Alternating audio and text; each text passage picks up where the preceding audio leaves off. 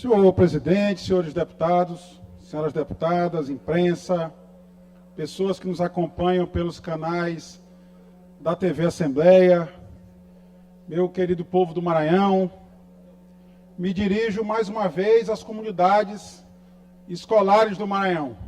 Professores, professoras, pedagogos, pedagogas, gestores escolares, dirigentes das URES, servidores da Secretaria de Estado da Educação, alunado em geral, mães e pais ou responsáveis dos alunos da rede pública do Estado.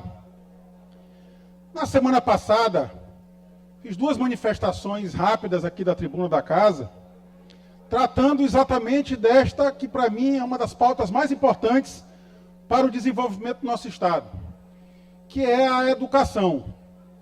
E disse, em alto e bom som, que a educação do Maranhão na rede pública estadual grita por socorro. Venho dizendo isso já faz algum tempo, tentando muitas das vezes diálogo com o Estado através das suas lideranças, inclusive aqui nesta casa, mostrando exatamente que a educação do Maranhão da rede pública precisa de uma atenção urgente por parte do governador. Me recordo na campanha de 2022 que o compromisso do governador Carlos Brandão era exatamente dar continuidade ao legado que recebeu do seu antecessor, do ex-governador Flávio Dino. E uma das agendas principais do governo era exatamente a educação.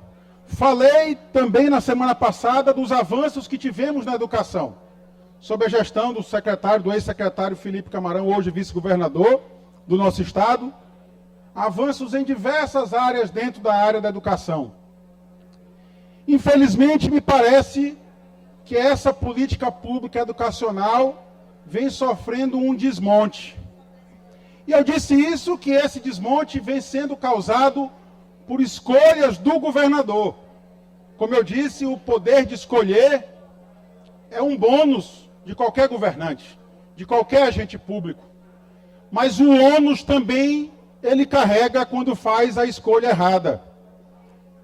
E o discurso que eu fiz hoje, por isso fiz questão de me inscrever no grande expediente, é não apenas apresentar os problemas, e que são muitos, talvez o tempo nem permita apresentar todos, mas também indicar o que eu reputo ser as possíveis soluções. Como eu disse aqui, o governador fez uma escolha, ainda em 2023, com um decreto do governador transferindo as obras educacionais que eram geridas pela SEDUC, passaram a ser, desde 2023, contratadas, executadas e geridas, de uma forma geral, pela Secretaria de Estado da Infraestrutura. Isso causa um problema muito grave para quem entende de gestão.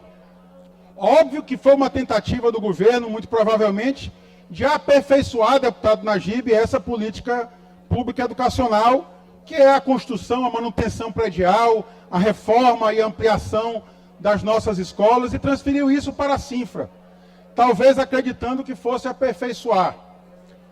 O resultado é desastroso. É desastroso porque temos, e eu tenho informação inclusive oficial, prestada pelo governo do Estado, de dezenas de escolas que hoje não têm aula presencial, exatamente por conta dessas obras intermináveis. Obras feitas sem o devido planejamento com a parte educacional. A Cinfra talvez saiba muito bem tocar obras, mas eu fico a imaginar o funcionamento no dia a dia. Uma porta quebrada numa escola, para ser trocada aquela porta, o gestor da escola tem que acionar a SEDUC, aciona a URI aciona o subsecretário da Educação, que por sua vez aciona a secretária da Educação. Ela confirmando a necessidade de troca de uma porta, deve acionar a Cinfra. A equipe de engenharia da Cinfra, portanto, fará nova verificação na escola.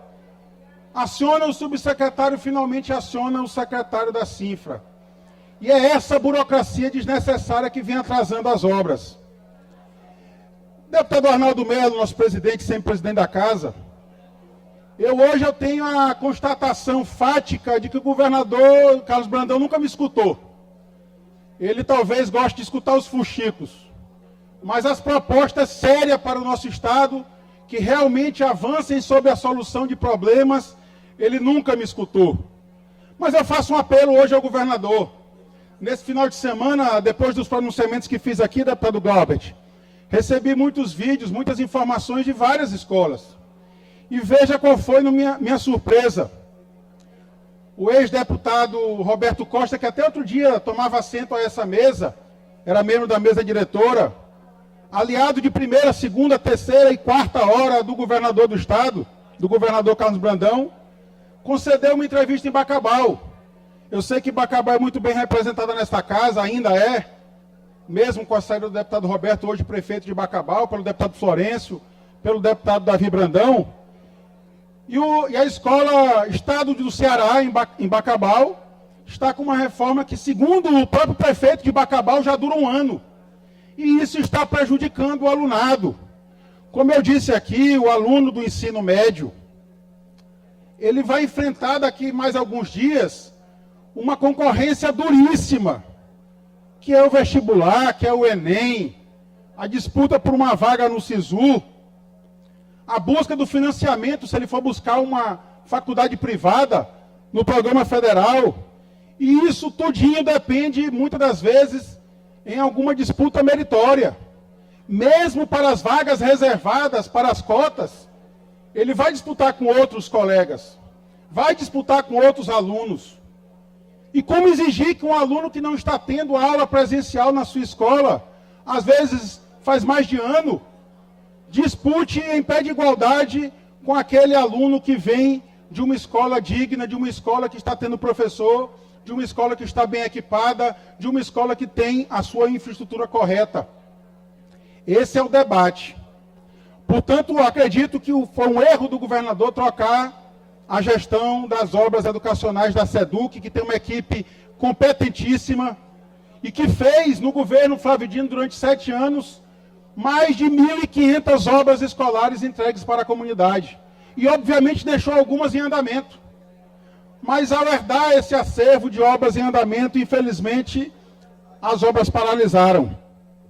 No início, inclusive eu mesmo defendi que decorria da situação fiscal do Estado, que não se tratava, portanto, de um ato equivocado na gestão pública. Porém, nós sabemos que esse quadro fiscal já foi há muito tempo superado. O Maranhão terminou, o governo do Estado do Maranhão terminou ano passado com um excesso de arrecadação de quase 5 bilhões de reais. Ou seja, mais quase 30% da sua arrecadação foi adicionada com relação ao exercício anterior. E esta casa, contra meu voto, aprovou ainda assim um aumento do ICMS. Hoje, o maior ICMS do Brasil. Portanto, falta de recursos não é.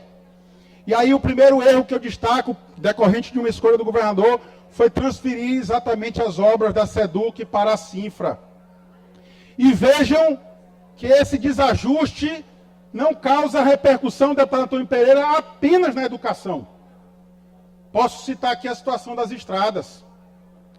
Basta ver, eu vou me referir apenas àquilo que está mais em evidência no último mês. A MA 014, que liga o município de Vitória do Mearim e vai até o município de Pinheiro, simplesmente não existia mais. Aliás, não existe. Precisou de uma intervenção, e eu agradeço sempre a ele, do presidente Luiz Inácio Lula da Silva, que está investindo 50 milhões em um trecho dessa estrada para recuperar de fato a MA 014. E antes que o desavisado chegue aqui dizendo que isso foi culpa do próprio governo federal, por conta da interdição de uma ponte, eu repilo imediatamente essa informação, porque não é verdadeira. Basta ver protocolos meus nesta casa, discursos meus, discursos do deputado Júlio Mendonça e de outros tantos deputados que fazem política na Baixada Maranhense, para vermos que esse problema é antigo. Mas, infelizmente, se agravou neste governo do governador Carlos Brandão. E talvez boa parte em decorrência disso. Imagina a equipe de engenharia se dirigindo para fazer uma verificação numa estrada como essa, e no meio do caminho é avisado que o teto de uma escola desabou, o teto do auditório desabou de uma escola, e aí tem que dividir as suas atenções entre as estradas e as escolas. E isso tem atrapalhado muito.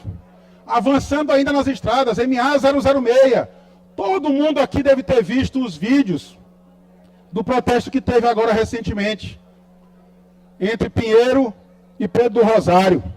A estrada está destruída.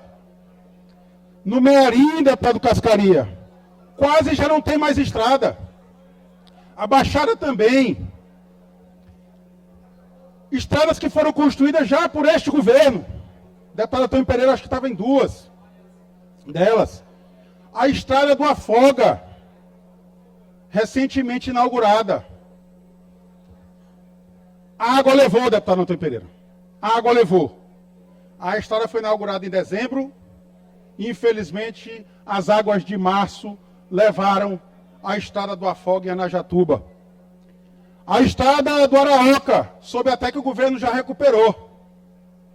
Parabenizo, portanto, esse trabalho de recuperação. Mas a estrada do Araoca foi inaugurada no passado. O deputado Cláudio Cunha tem até uma cena, diria até cômica, se ajoelhando aos pés do governador, agradecendo aquilo que seria um sonho de longos e longos anos. Pois não durou um ano.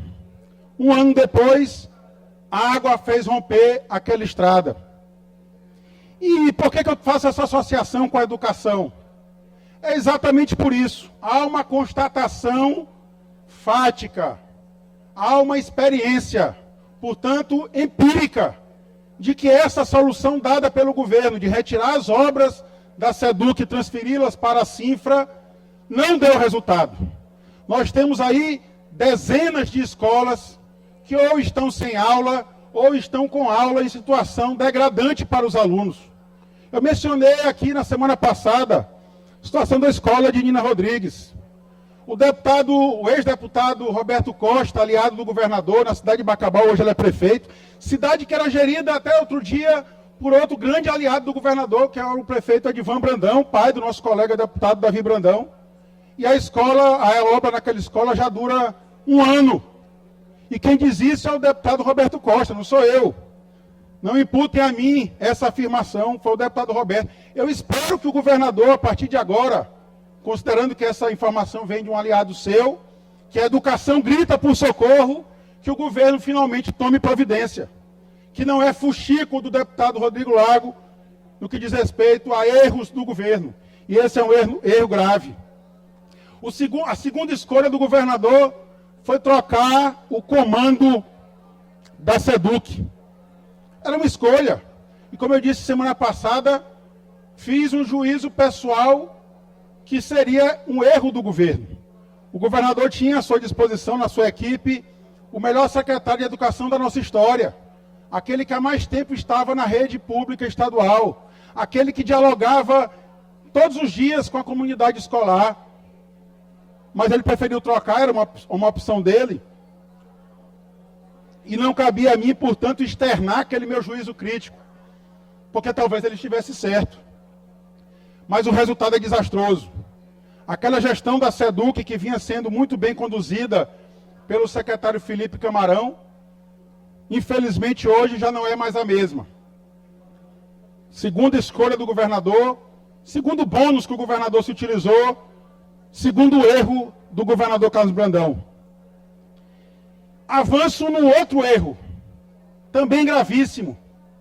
O governador Carlos Brandão solicitou ao Supremo Tribunal Federal que desvinculasse a parcela do que nós chamamos de juros moratório do precatório do Fundef, retirando esses juros moratório da Secretaria de Estado da Educação e, portanto, também do investimento na manutenção e desenvolvimento do ensino.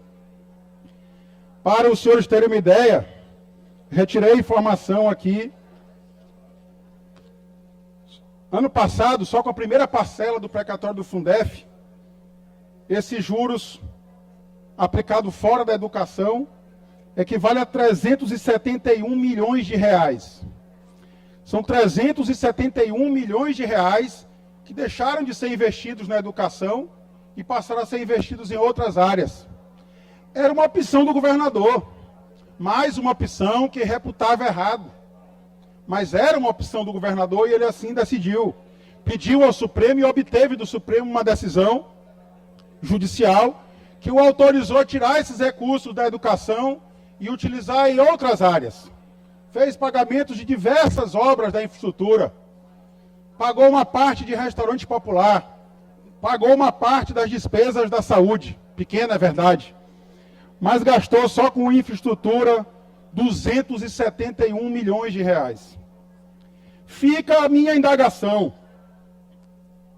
Eu solicitei desta casa, por requerimento, infelizmente a casa não é muito afeita a acolher requerimentos de informação, não sei o que quer esconder o governo, mas solicitei a informação singela de quais são as escolas que não estão recebendo aula presencial no prédio da escola, o motivo e qual era a previsão para o retorno das aulas. Porque, como eu disse, eu testemunhei aqui alunos que ingressaram no ensino médio em 2022 com a felicidade de saber que aquela escola começaria uma reforma alguns dias depois. A reforma só concluiu este ano, 2025. Ou seja, os alunos estudaram no primeiro ano, no segundo ano e no terceiro ano do ensino médio, fora da escola que lhe dá o diploma. Eles carregarão para o resto das suas vidas um diploma expedido por uma escola, mas não terão o privilégio de dizer que frequentaram as dependências físicas daquela escola. Há escolas, e aí, em razão do indeferimento, infelizmente, do requerimento feito por este parlamentar a esta casa, solicitei pela Lei de Acesso à Informação e recebi a informação da própria SEDUC, que tem por dever legal de fornecer. E há aqui dezenas de escolas reconhecidas pela SEDUC como escolas que não estão recebendo aula presencial no prédio físico. E eu posso afirmar a todas vossas excelências, nem mesmo essa informação aqui condiz com a verdade. Porque há escolas que também não estão recebendo aula presencial, algumas por obra que estão acontecendo já faz mais de ano, como disse o deputado Roberto Costa, o ex-deputado Roberto Costa, outras por falta de professor, outras por problemas estruturais na escola que demanda uma reforma, mas que a reforma demora a ser começada e quando começa, nunca termina. Basta ouvir aqui ainda há pouco o exemplo citado pelo deputado Júlio Mendonça, que nós todos acompanhamos. Acompanhamos manifestações em Viana, de escola que foi migrada para escola em tempo integral. Eu imagino a felicidade dos alunos e dos pais de alunos quando receberam essa informação, que a partir daquele dia os seus filhos passariam o dia inteiro na escola e, portanto, teriam melhores condições de disputar vaga no ensino superior. Mas qual é a realidade? 200 alunos dessa escola hoje não estão recebendo aula nenhuma. É como se o ano letivo ainda não tivesse iniciado, meu líder do governo, deputado Neto Evangelista. E isso é grave, nós já estamos no mês de maio. Os alunos já deveriam estar sonhando com as férias e ainda nem iniciaram as suas aulas, deputado Arnaldo. Imagina o prejuízo que isso trará para esses alunos na disputa pelo curso superior. Deputado Neto que está aqui, há inclusive escola, deputado Neto, na nossa querida Lago da Pedra, também não está tendo aula. Os alunos vão fazer a avaliação, deputada Fabiana, deputado Carlos Lula, presencial na escola e a aula é remota. Isso é grave, isso é gravíssimo. Tivemos que passar por isso durante a pandemia, mas eu não imaginava que isso ocorreria em períodos de normalidade. Por simples desajustes por parte do governo, desajustes administrativos e também esse desajuste financeiro. Por isso mesmo que eu venho aqui dessa tribuna, como eu disse no início, eu não venho me limitar aqui a apresentar os problemas. Eu venho aqui reiterar uma indicação que já fiz, apresentar novas indicações e também um projeto de lei, Porque eu acho que é para isso que o povo do Maranhão confiou a mim um mandato. É para não apenas legislar, criar leis, e assim tenho feito, mas também para buscar soluções para os problemas verdadeiros e concretos do povo do Maranhão.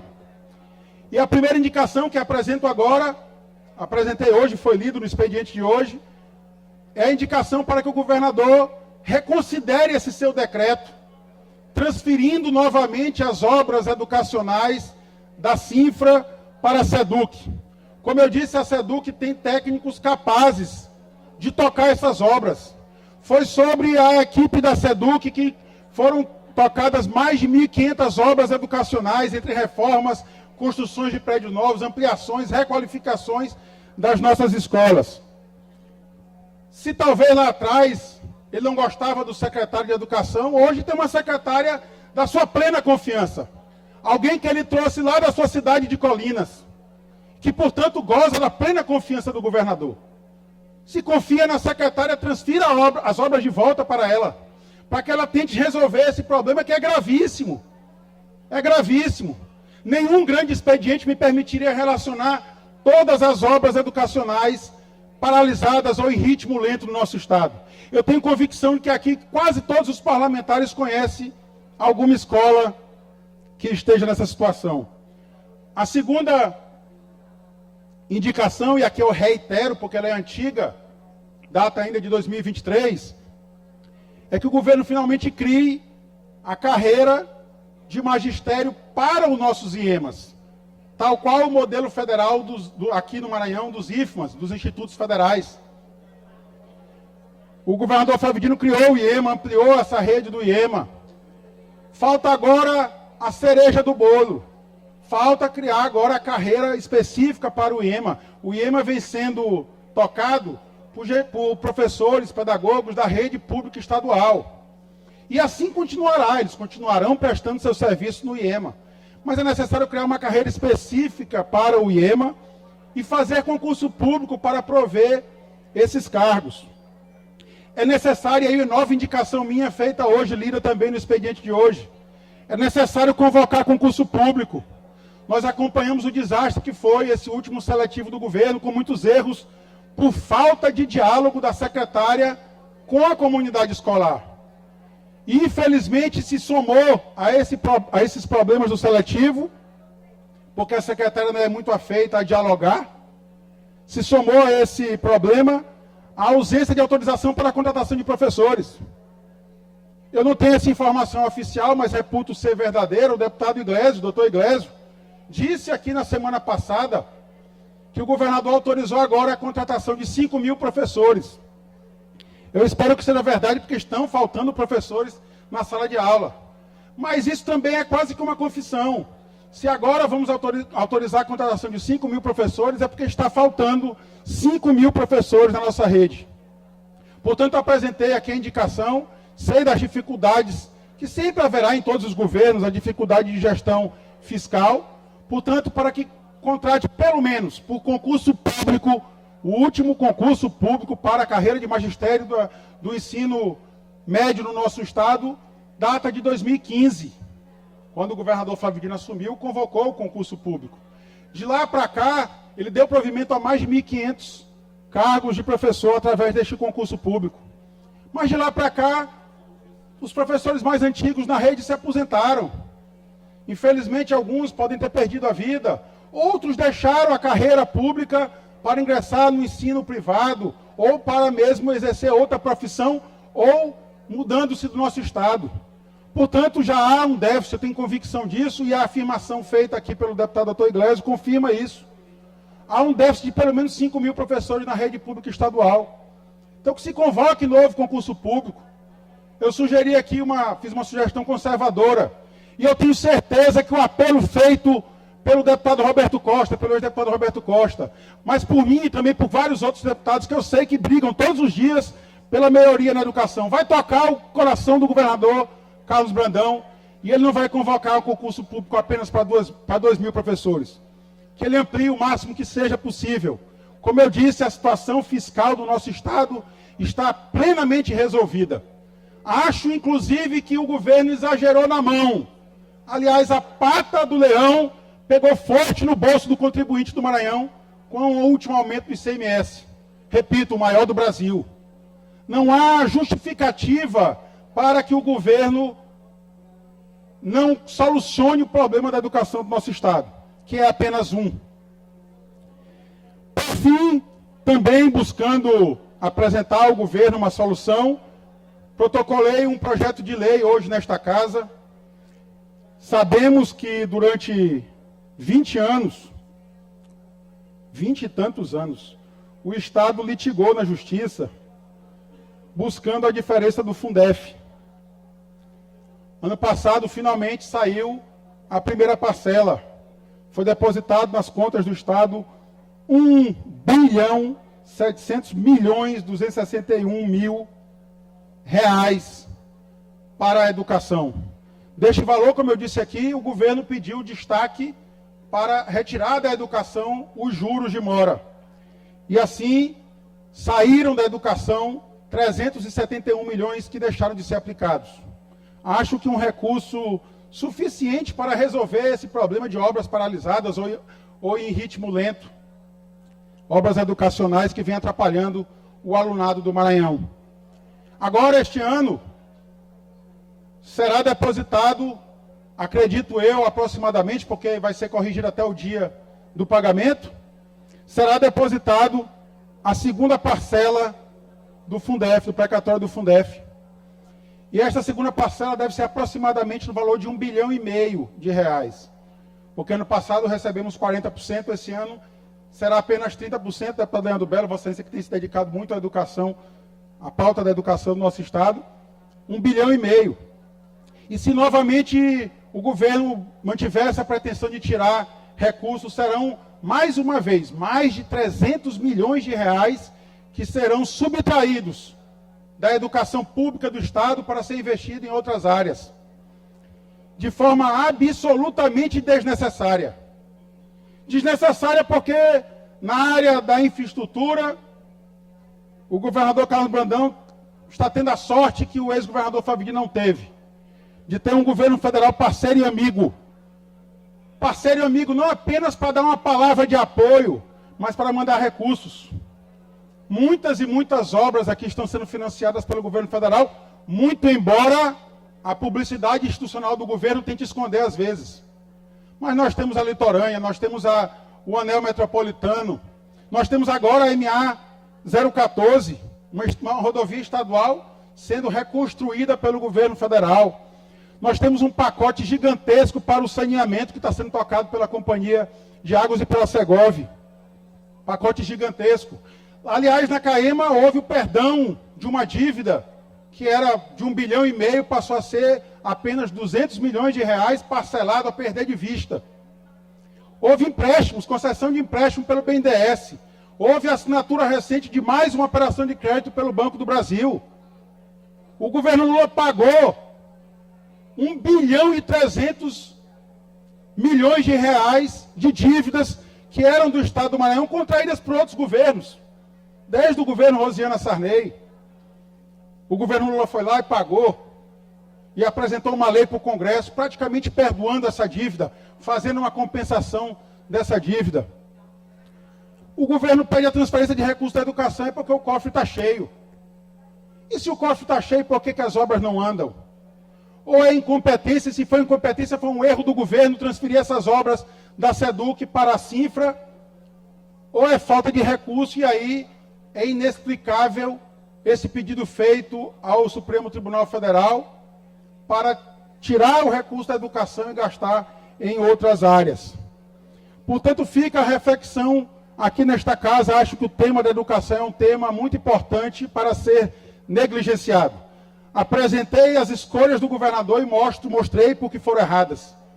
Mas apresento também agora as possíveis soluções que eu peço à reflexão do governador do Estado e peço também que todos os colegas deputados se associem a esse apelo para devolver aos alunos da rede pública do nosso Estado condições dignas para o seu ensino e a sua educação. Muito obrigado, presidente.